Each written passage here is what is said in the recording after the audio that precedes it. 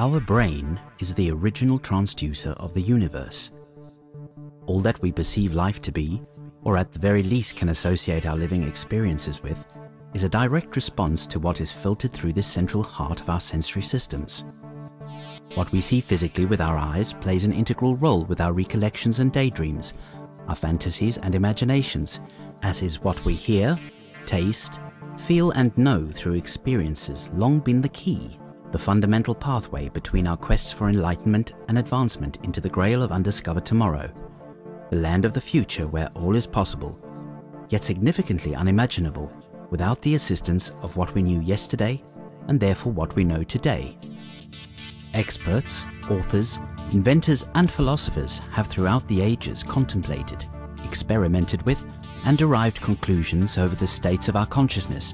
giving rise to beliefs and opinions of how our reality is significantly altered from individual to individual and by our perceptions. For example, where the principle of activity pragmatically states that input equals output, it is found through our organic exposure to the world around us that very often output also equals input. Studies both esoteric as well as scientific and as old as time exist in the research fields of relationships between thought and action, and how one might influence the other for a definitive result or experience. If you can change your mind, you can change your world. Whilst the sentiments may be preferred by the student of Gandhi principles, this is a statement that has great merit once tempered with science and the progress of technology over centuries. The Wright brothers were seen as a duo attempting to turn mankind into birds. Yet there was possibly never a 21st century executive or pop idol on the way to closing the deal of a lifetime halfway across the globe, who looked out from the airplane window and felt misplaced as a species by the capacity of the transportation. In the same way, what occurs in our brains in terms of decisions, choices, perceptions and experience is an altering of the intake and a reprocessing for the output. Where association is the key, it is adaptability that is the door to the future and the past. Without the advances that we are witnessing in the fields of quantum physics today, we would perhaps have no real means of returning to our very first beginnings in order to discover how we have truly advanced, and therefore what is possible for our further progress. As we get ever closer to our possibility of calculating the Big Bang and our understanding of the nature of antimatter, we are reminded that discovery of fractal calculations conducted in the pursuit of such things were based on looking at where the particle isn't, as opposed to where it is. Today, in the fields of audio production, never before has the nature of sound and the understanding thereof been either so necessary, so important, or so understood as it is in the face of technological evolutions and advancements that were hardly conceivable even a decade ago. Possibly the most vital area of electronic sound is the awareness of opinion differences between so-called audiophiles, the factual comparisons between the audio capture system and the human auditory system, and hence, leading to the concerns of what happens to the energy transfer of the audio as it travels between the states of the natural and the synthetic. The question that arises: would it matter if sound was no longer captured strictly as sound if, theoretically, a better result was achievable through a different system? Even with concerns of neural science set aside,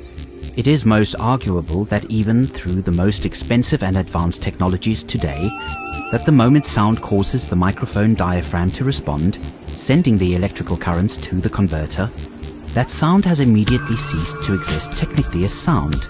but rather a mechanical representation of it. Even the continuous time-based frequency signal on the vinyl is not analogous to the true source, as it has been captured rather than naturally transferred, as is the heat through air particles in natural terms. One might liken this to a butterfly under glass. The wings are there, the colors are there. In fact, the entire specimen is there, yet there is no life, only an impression of what it once used to be, and simulated in a position as if it were in flight.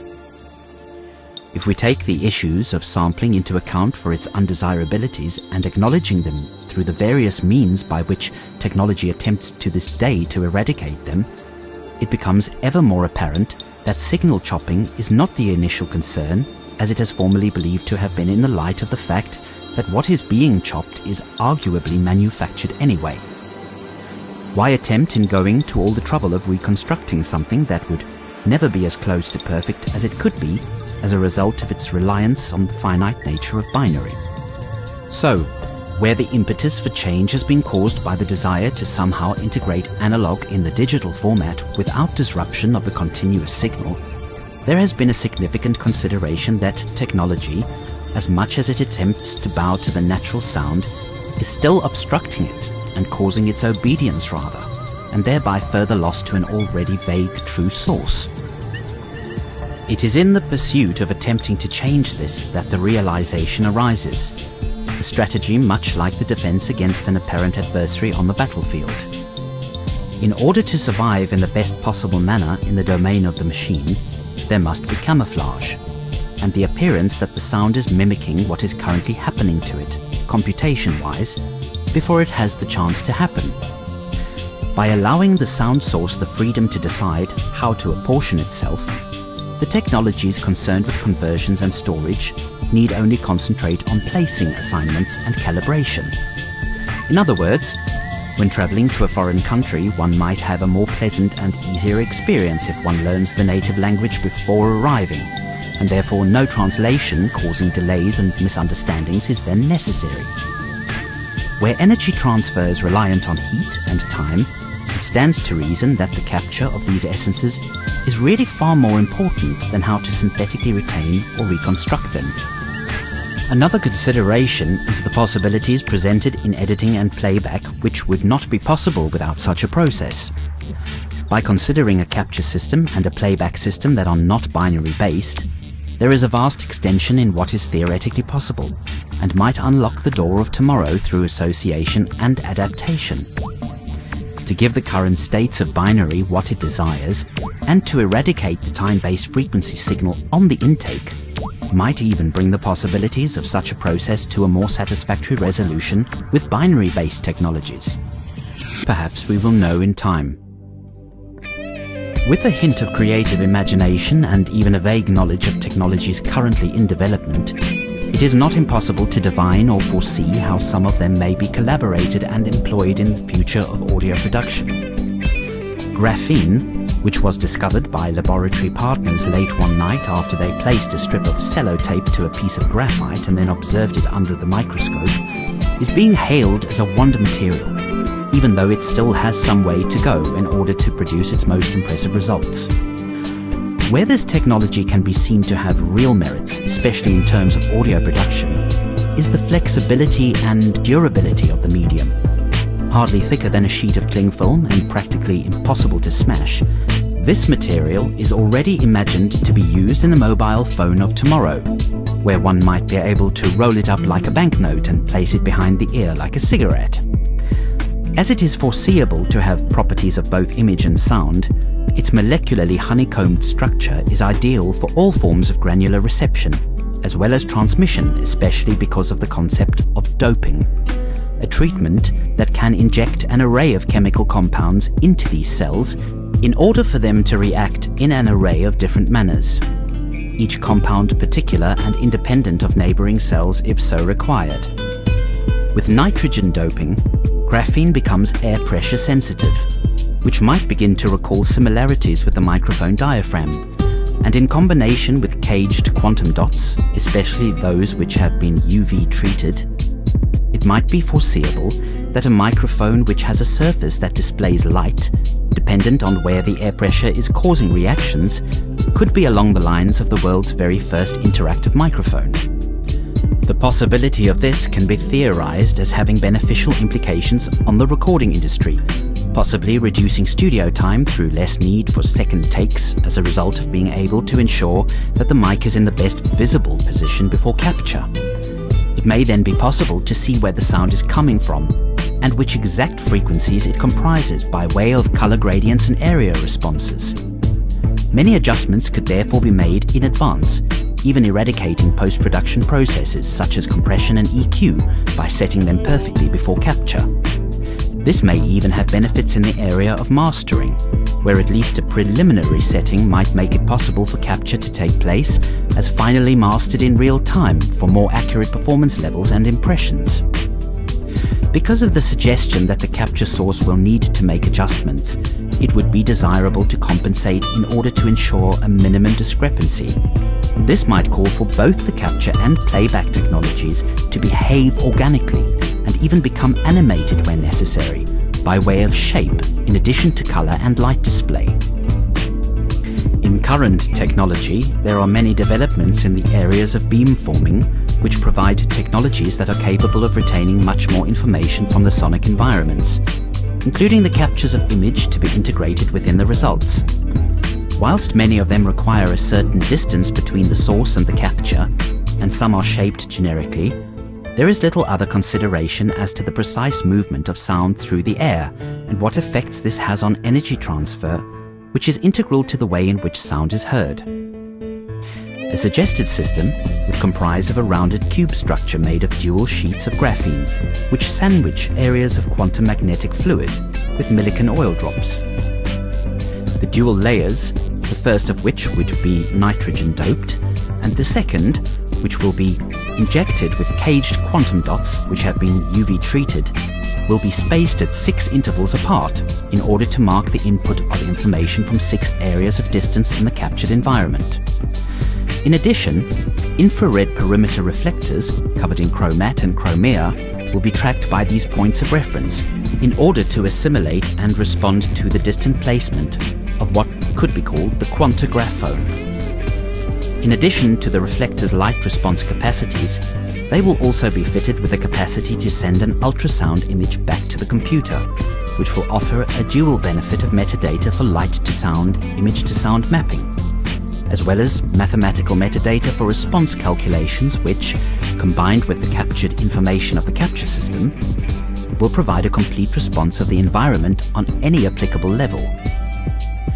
The heart of this structure would contain a body of fluid which will hold an amount of ferrofluid, known for magnificent capacity to retain fluidity without magnetic exposures or to become rigid and shaped with magnetic exposure. Encased in fluid, and with the sufficient electrical currents,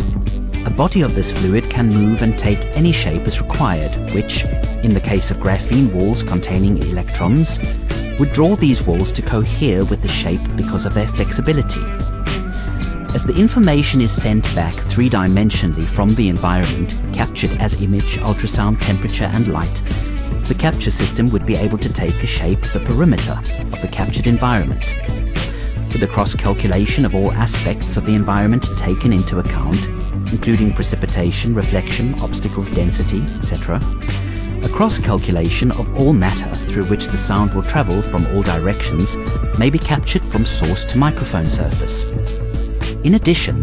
the distance points marked out to correlate with the 6 intersections of the microphone will calculate at what speed the sound is traveling, in conjunction with what it is traveling through in order to reach the capture source. As the environmental imaging will control the microphone at the same time as the microphone will control the magnetic flexibility of the fluid intersections within it, electrons, which have been excited by the nitrographene vibrations, could spin to the precise movements of the traveling sound between any one given chosen area of the environment, and therefore by the time it reaches the next nitrographene intersection, it will be of the same amplitude and force on a reduced scale as would be between 2 distance points in the environment.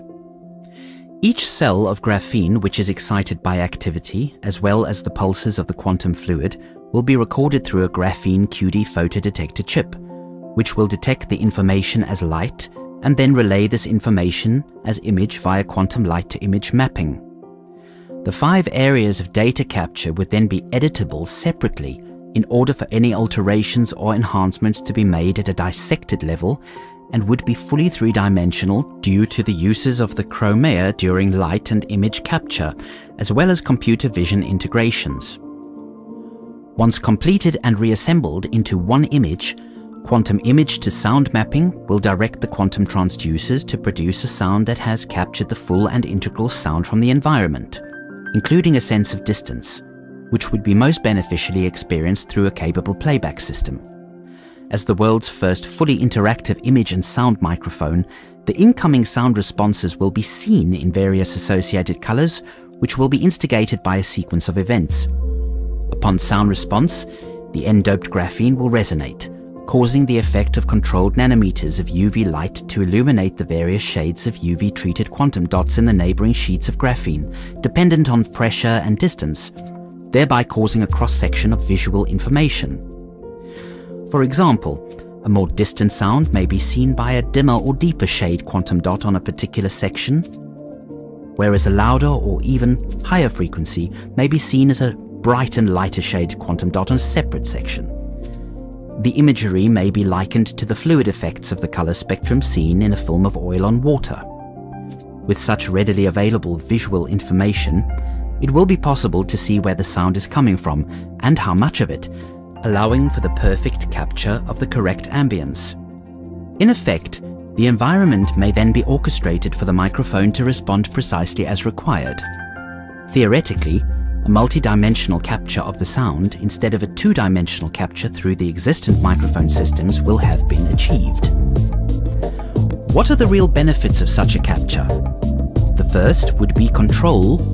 over sound captured at an anatomical level, where the integrations or removal of data would be possible as is nowhere else. For example, it could then be imagined that once a capture of the recording studio with a full band inside of it is accounted for, objects in that environment can be isolated and taken out if becoming an interference, or even brought in to account for the same ambience should something or someone be absent. A further benefit of this capture would be in the events of game and surround sound, where an experience of actually being in an environment would be possible without the constricts of current wave field synthesis issues, and where all frequencies captured in the environment will be present in the integral experience of natural sound. This of course throws in concerns of a playback system that would be suitable for such an experience. Because the brain is a personal transducer, as neural science discovers more about still today, and the casing in which it is housed is just as individual, it may stand to reason that concerns over individual perception would need to be accounted for in the experience of live sound recognition. With the use of technologies that behave more organically in order to capture sound, there will also need to be such a consideration over the playback technicalities. Whilst this might initially work only for single-player or listener situations, it may be a good beginning. Taking into account that the current microphone and speaker technologies are essentially a reverse of each other, it would seem natural to remain true to this premise no matter what the technology. As we see upside down, and in black and white, there is some work for the brain to do in order to assimilate what we have seen the right way up and in color. And this organic process plays an integral role in how we sense things as humans. In the same sense, what we hear is the result of lightning-fast phase delays between the left and right brain, and also at the slightest response time due to the activity that sound must pass through in the ear in order for the brain to register it.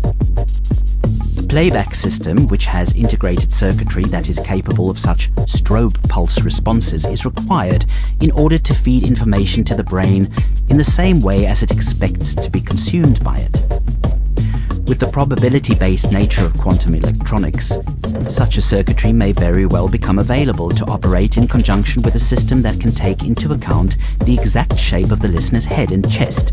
and for the output to be able to take a shape resultant on the calculated differences in order for that sound to reach the brain faithfully. Sound, which has been granularly captured and stored separately due to the speed, capacity, and advancements such as DNA storage, will theoretically have no information loss as it is generated into the environment in the same way as separate particles of air are excited in order to create an entire sound. Because graphene has the capacity for so many properties and functions, including being sound monitors like speakers, and along with the discovery of boron nitride, the needle and thread of graphene, it is foreseeable that speakers made of graphene and sewn to conform with any conceivable shape would allow it, through its molecular honeycombed nature, to convey sound in manners not yet conceivable. Pieces of graphene fitted into slats or rotatable sections Even as small as a fingernail could be controlled to reflect and transmit sound in any direction at the speed of natural sound, and because of their near invisibility and size could be placed numerously within an environment with near to no detection. Once the shape of the body of the listener has been determined by a scan utilizing some of the technologies used in capture, and the room has been accounted for in terms of density and size, etc., the transducer might calculatedly allow the correct amounts of sound at the correct positions